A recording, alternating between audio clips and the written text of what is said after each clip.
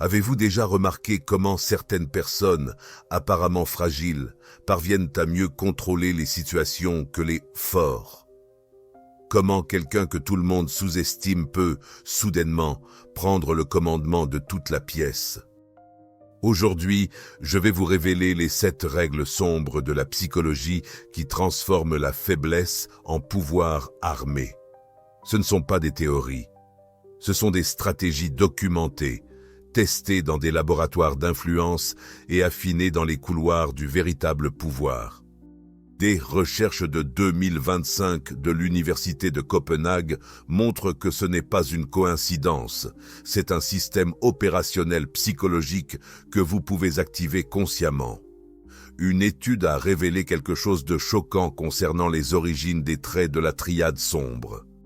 En contradiction avec des décennies de recherche, il a été découvert que les enfants qui apprennent à éviter l'exploitation développent naturellement le narcissisme, le machiavélisme et la psychopathie comme mécanisme de survie. En d'autres termes, votre intelligence de survie n'est pas un défaut. C'est un système opérationnel avancé pour naviguer dans des environnements hostiles. Il est temps d'activer ce système de manière consciente. Mais voici ce que la plupart des gens ne comprennent pas sur la faiblesse. La faiblesse est le déguisement parfait. Pendant que tout le monde cherche des signes évidents de pouvoir, la voix la plus forte, la présence la plus dominante, l'ego le plus gonflé, vous opérez dans l'ombre, accumulant une influence réelle grâce à une invisibilité stratégique. La recherche internationale sur les facteurs environnementaux de la triade sombre montre que ces traits émergent comme réponse adaptative à des contextes où la vulnérabilité véritable est punie. Votre cerveau a appris à camoufler la force en tant que faiblesse parce qu'il a compris que le pouvoir direct attire des attaques inutiles. Maintenant, explorons la première règle qui change tout.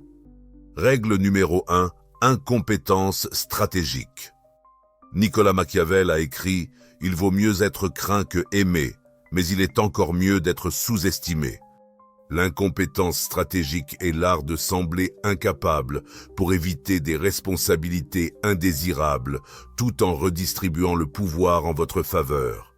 Des recherches récentes sur les dynamiques de leadership montrent que l'incompétence armée, le fait délibéré de sembler moins capable que vous ne l'êtes réellement, vous permet de vous soustraire à des tâches qui drainent votre énergie tout en concentrant vos ressources sur les activités qui génèrent réellement de l'influence. Voyez comment cela fonctionne dans le monde de l'entreprise. Pendant que d'autres se battent pour des responsabilités visibles qui les exposent aux critiques et aux échecs, vous évitez stratégiquement ces pièges. « Ah, je ne suis pas très doué avec les tableaux. Je ne sais pas si j'ai suffisamment d'expérience pour diriger ce projet. Mieux vaut laisser ça à ceux qui s'y connaissent vraiment. » Mais voici la partie la plus intelligente de cette stratégie. Vous redirigez votre énergie vers les activités qui comptent vraiment, établir des relations, recueillir des informations, identifier les personnes influentes. Pendant que d'autres s'épuisent avec le travail opérationnel, vous cartographiez le terrain stratégique. J'ai rencontré un cadre brésilien qui a utilisé exactement cette stratégie. Pendant 3 ans, il s'est positionné en tant que simple coordinateur, tout en cartographiant secrètement toutes les dynamiques politiques de l'entreprise. Il a observé qui prenait réellement les décisions, quels départements étaient les plus influents et qui étaient les véritables influenceurs internes. Quand l'opportunité de promotion à un poste de direction s'est présentée, il savait exactement quels leviers actionner avec chaque personne. Ses collègues les plus qualifiés ont été surpris lorsqu'il a sauté 2 niveaux hiérarchiques d'un coup. L'incompétence stratégique fonctionne également comme un bouclier psychologique. Lorsque les attentes à votre égard sont faibles, tout résultat positif est perçu comme exceptionnel. Vous construisez une réputation de dépasser les attentes, sans jamais avoir à prouver que vous êtes le meilleur. Et vous n'allez pas croire ce qui s'est passé ensuite. Cela se connecte à une arme psychologique encore plus puissante. Règle numéro 2, l'arsenal de gaslighting. Des études menées en 2025 ont identifié le gaslighting comme la technique de manipulation numéro 1 utilisée par des individus ayant un score élevé en machiavélisme. Mais ce n'est pas ce que vous pensez. Un gaslighting efficace ne consiste pas à nier des réalités évidentes. Il s'agit de créer des doutes subtils sur les interprétations. Je n'ai pas dit exactement ça de cette façon. Je pense que vous devez vous tromper de souvenir. C'est intéressant de voir comment vous avez interprété cela de cette manière. Ces phrases ne nient pas directement les faits, mais introduisent une incertitude sur la signification de ces faits. Une directrice du marketing brésilienne que je connais a parfaitement maîtrisé cet art. Lors des réunions de planification, elle ne contredisait jamais directement les idées de ses collègues. Au lieu de cela, elle posait des questions apparemment innocentes. « Ah, intéressant. Et quand avez-vous testé cette approche auparavant? Quels ont été les résultats? » Ou « Cela me rappelle une campagne similaire que j'ai vue il y a quelques années qui avait rencontré certains défis. » Sans jamais dire que quelqu'un avait tort, elle plantait des graines de doute qui poussaient toutes seules. En 6 mois, elle dirigeait pratiquement toutes les décisions stratégiques du secteur, car les autres commençaient à remettre en question leurs propres idées avant même de les présenter. Mais voilà ce qui est encore plus troublant.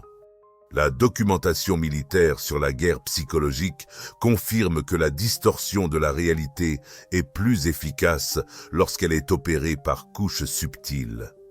Vous n'attaquez pas directement la perception de l'autre.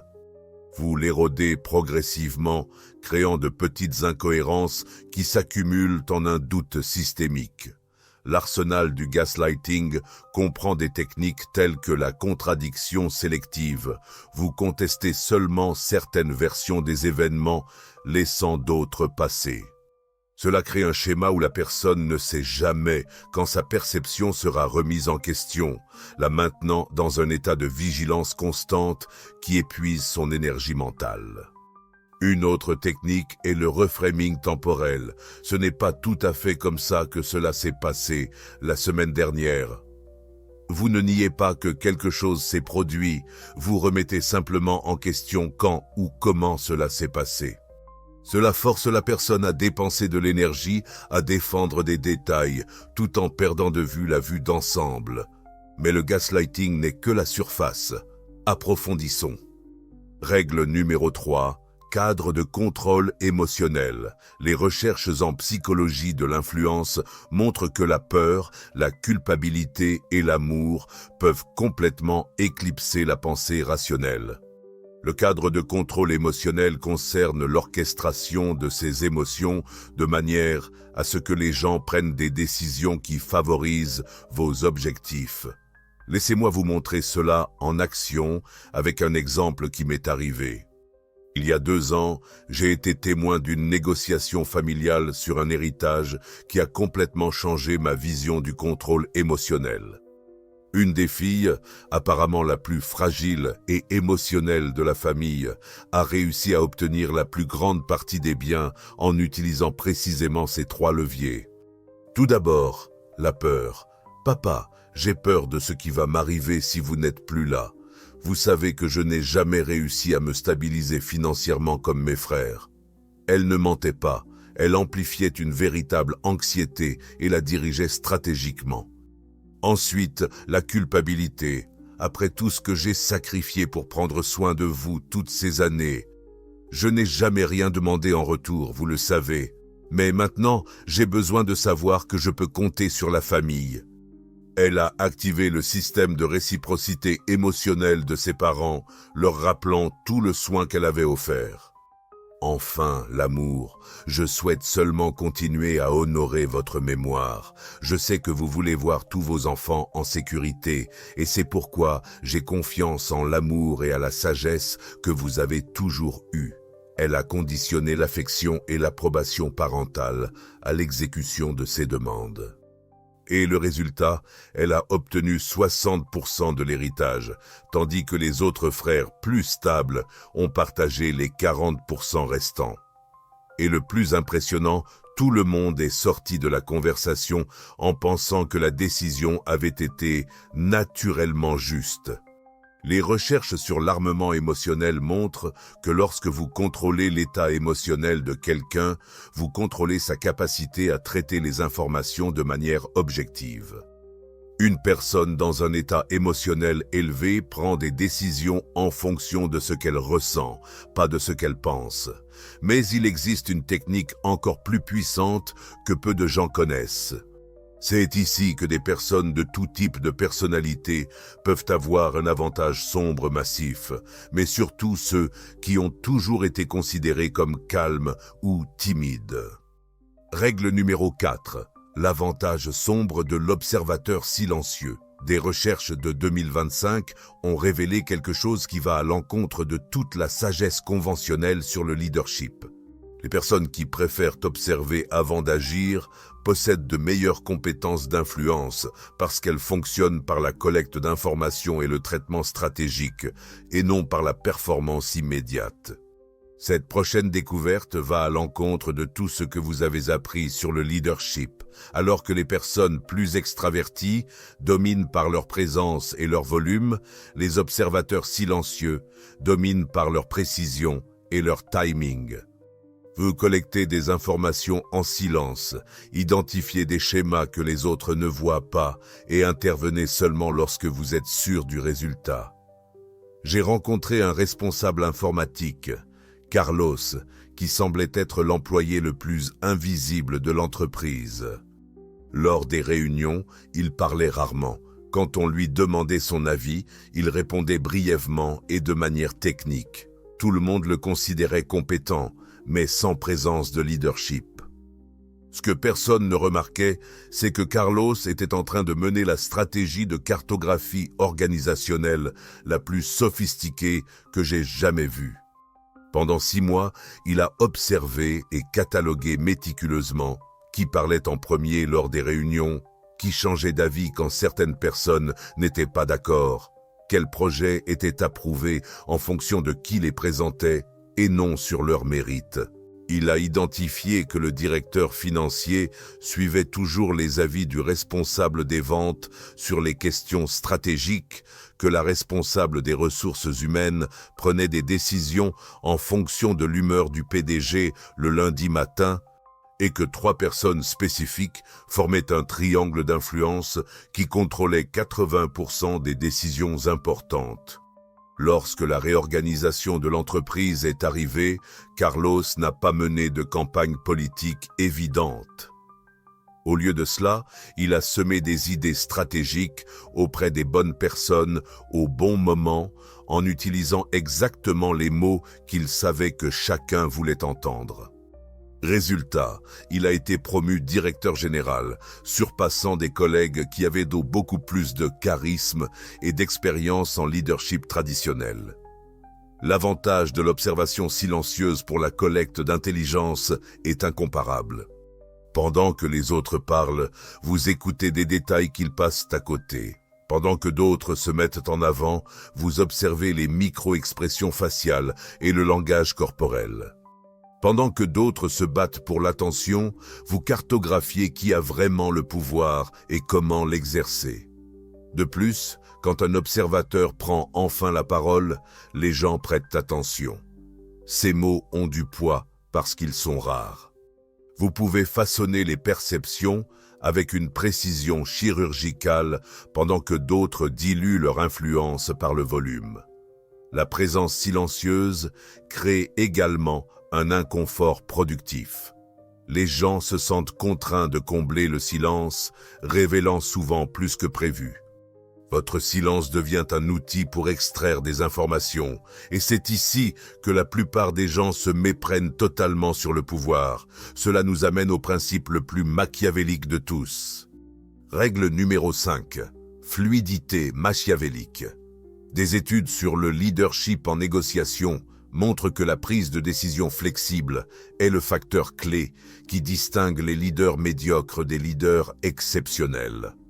La fluidité machiavélique consiste à adapter sa personnalité, ses valeurs apparentes et ses stratégies en fonction des exigences de la situation.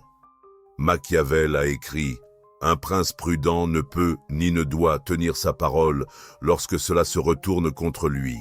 Il ne s'agit pas de malhonnêteté, mais de reconnaître qu'une rigidité excessive est une faiblesse dans des environnements dynamiques. » Des recherches récentes sur l'efficacité du leadership machiavélique révèlent que les PDG de haut niveau ajustent régulièrement leur approche en fonction du contexte. Avec les investisseurs, ils sont visionnaires. Avec les employés, ils sont motivateurs. Face aux concurrents, ils sont imprévisibles. Avec les régulateurs, ils respectent la conformité. La fluidité machiavélique nécessite une intelligence sociale avancée. Vous devez lire la salle, identifier quel type de personne chaque situation exige et vous transformer en cette personne sans perdre votre essence stratégique. Les décisions stratégiques de leaders brésiliens de haut profil montrent comment l'adaptabilité fonctionne dans la pratique. Un entrepreneur peut être le visionnaire disruptif lors d'une conférence sur la technologie, le PDG rigoureux, axé sur les résultats lors d'une réunion d'actionnaires, et le leader empathique et proche des employés lors d'une réunion interne, tout cela dans la même journée. Chaque version est authentique pour ce contexte. La clé est d'avoir de multiples identités prêtes, le mentor quand quelqu'un a besoin de direction, le collaborateur quand quelqu'un a besoin de partenariat, le leader quand quelqu'un a besoin d'autorité, le rebelle quand quelqu'un a besoin d'une révolution. Vous n'êtes pas faux, vous êtes stratégiquement approprié. La personne que vous êtes avec votre famille est différente de celle que vous êtes avec votre patron, qui est différente de celle que vous êtes avec vos amis. La fluidité machiavélique reconnaît et optimise simplement cette réalité naturelle, mais l'arme la plus dévastatrice attaque l'esprit même. Règle numéro 6. Exploitation de la dissonance cognitive. La guerre psychologique avancée n'attaque pas ce que les gens pensent, elle attaque comment ils pensent. L'exploitation de la dissonance cognitive consiste à créer des contradictions internes qui poussent la personne à résoudre la tension en acceptant votre récit. Laissez-moi vous montrer cela dans une situation qui a changé ma perspective sur la persuasion pour toujours. La documentation des opérations psychologiques militaires confirme que les humains ont un besoin compulsif de résoudre les incohérences entre leurs croyances et la réalité. Lorsque vous créez ces incohérences de manière stratégique, vous pouvez orienter la façon dont elles seront résolues.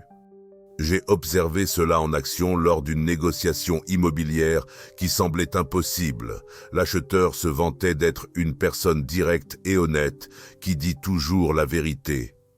Il tenait à le mentionner à chaque conversation. Et ses emails et son comportement montraient qu'il omettait constamment des informations gênantes. Changer les détails selon sa convenance et présenter des versions différentes de la même histoire à des personnes différentes. Le vendeur, réalisant cette dissonance, a utilisé précisément cette contradiction.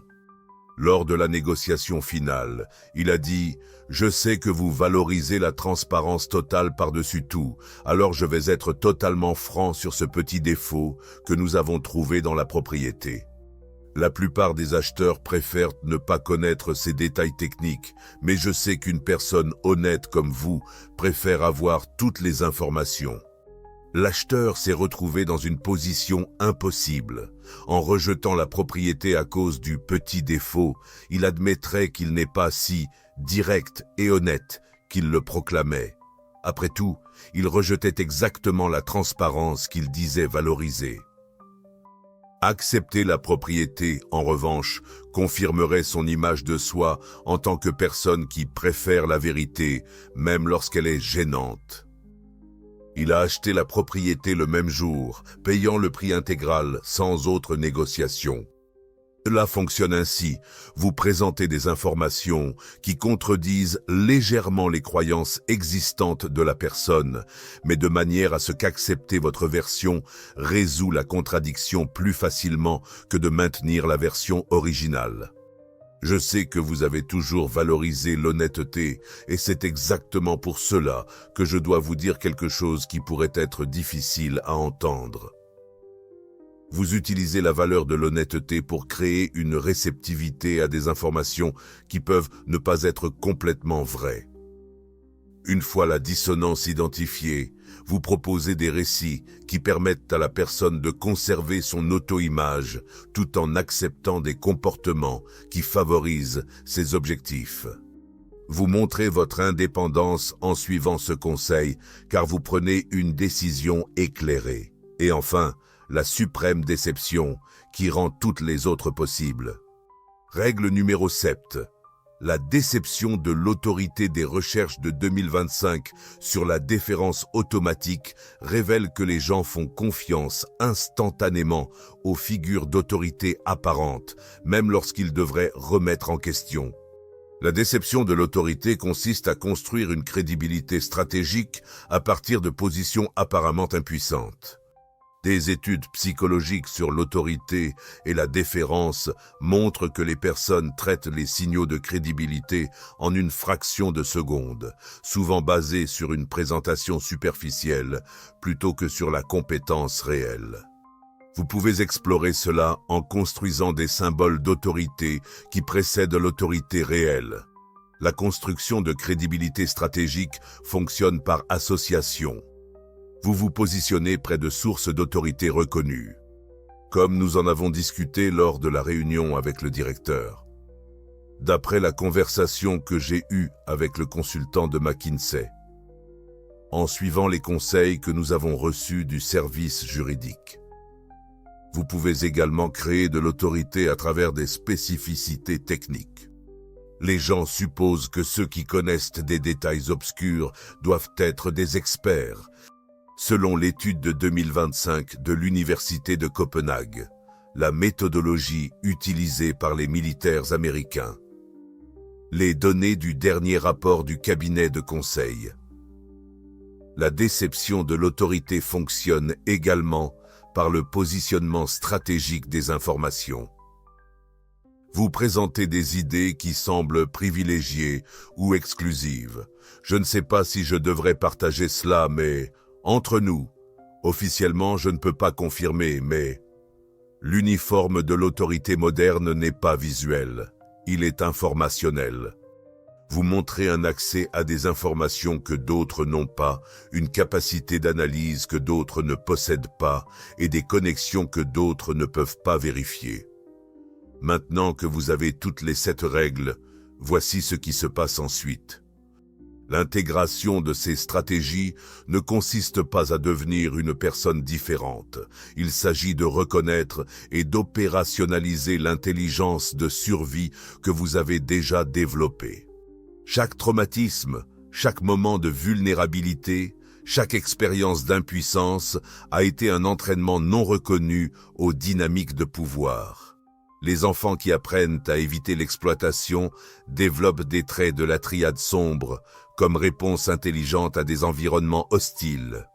Leur cerveau sait déjà comment naviguer dans des situations où l'honnêteté totale est punie et où la vulnérabilité authentique est exploitée. Le système que vous êtes sur le point d'implémenter fonctionne parce qu'il reconnaît une vérité fondamentale. Le véritable pouvoir opère dans l'ombre, pas sur la scène. Pendant que d'autres se battent pour une reconnaissance publique, vous construirez une influence invisible. L'incompétence stratégique vous protège de responsabilités destructrices. Le gaslighting vous permet de contrôler les narrations. Le contrôle émotionnel vous donne accès au véritable moteur de décision. L'avantage de l'observateur silencieux vous offre une intelligence supérieure. La fluidité machiavélique vous rend imprévisible. L'exploitation de la dissonance cognitive vous permet de reprogrammer la façon dont les autres pensent. Et la déception de l'autorité vous donne une crédibilité instantanée. Ensemble, ces 7 règles créent un système opérationnel complet pour transformer toute position de faiblesse apparente en véritable avantage stratégique. Votre prochaine étape est cruciale. Voici exactement ce qu'il faut faire. Tout d'abord, réalisez un audit de vos faiblesses. Identifiez 3 domaines où vous êtes perçu comme vulnérable ou incompétent. Ce ne sont pas des défauts à corriger, ce sont des déguisements à perfectionner. Pour chaque faiblesse, demandez-vous, comment puis-je utiliser cela pour éviter des responsabilités indésirables? Comment puis-je utiliser cela pour réduire les attentes? Comment puis-je utiliser cela pour accéder à des informations que les autres ne partageraient pas avec moi?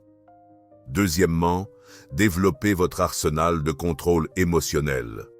Cartographiez les déclencheurs émotionnels des 5 personnes les plus importantes dans votre vie personnelle et professionnelle. Quelle peur les motive? Quelle culpabilité les paralyse? Quel désir les dirige? Ne utilisez pas ces informations immédiatement. D'abord, pratiquez à reconnaître quand ces émotions sont actives. Troisièmement, mettez en œuvre une incapacité stratégique dans un domaine spécifique. Choisissez quelque chose qui épuise votre énergie sans faire avancer vos véritables objectifs. Je ne suis pas doué pour ça. Il vaut mieux laisser ça à quelqu'un de plus expérimenté. Je peux essayer, mais ça va probablement échouer. Observez comment cela redirige le travail et les attentes. Quatrièmement, activez votre protocole de construction d'autorité. Identifiez 3 sources d'informations que les autres n'accèdent pas régulièrement. Cela peut être un podcast spécialisé, un rapport technique ou un contact spécifique. Utilisez ces sources pour introduire des idées dans les conversations. J'ai vu dans le dernier rapport, j'ai parlé à quelqu'un qui travaille dans le domaine. Les données montrent que. Cinquièmement, développez vos compétences en cartographie psychologique. Pour chaque personne importante de votre cercle, identifiez une dissonance cognitive, quelque chose qu'elle croit sur elle-même et qui contredit leur comportement. N'utilisez pas encore cette information. Observez simplement comment cette contradiction se manifeste dans leur comportement et décisions. Votre transformation commence par identifier votre première vulnérabilité stratégique. Quelle est une faiblesse que les autres perçoivent chez vous, mais qui vous offre en réalité des avantages qu'ils ne reconnaissent pas? Rappelez-vous, seuls de petits groupes influencent des résultats massifs. Voici comment vous créez ce niveau d'influence. Pas par le pouvoir évident qui attire la résistance, mais par une influence invisible que les gens ne réalisent même pas. C'est exactement pourquoi ces leaders opèrent dans cette zone grise dont nous avons parlé. Ils ont compris que le vrai pouvoir n'a pas besoin de reconnaissance publique. En fait, la reconnaissance publique dilue souvent le véritable pouvoir. Réactivez le lien avec l'intelligence de survie que nous avons identifiée au début. Votre cerveau a déjà développé les systèmes nécessaires. Vous avez maintenant le manuel opérationnel pour les utiliser consciemment. Les 7 règles que vous avez apprises aujourd'hui ne sont pas des tactiques isolées, ce sont des éléments d'un système intégré qui transforme la perception de faiblesse en réalité de pouvoir. Chaque règle amplifie les autres, créant un effet multiplicateur qui dépasse largement la somme de ses parties. Votre parcours de transformation commence maintenant. Pas en devenant une personne différente, mais en devenant la version stratégiquement consciente de qui vous avez toujours été capable d'être. Le pouvoir a toujours été entre vos mains. Vous ne saviez juste pas comment l'utiliser. Si ce système de transformation résonne en vous, abonnez-vous pour recevoir les stratégies avancées que je publie chaque semaine. Je répondrai personnellement aux 50 premiers commentaires dans les prochaines 24 heures avec des conseils spécifiques pour votre situation. Laissez un commentaire en partageant la règle qui résonne le plus avec votre situation actuelle et expliquez brièvement pourquoi. Ces conseils personnalisés ne sont disponibles nulle part ailleurs.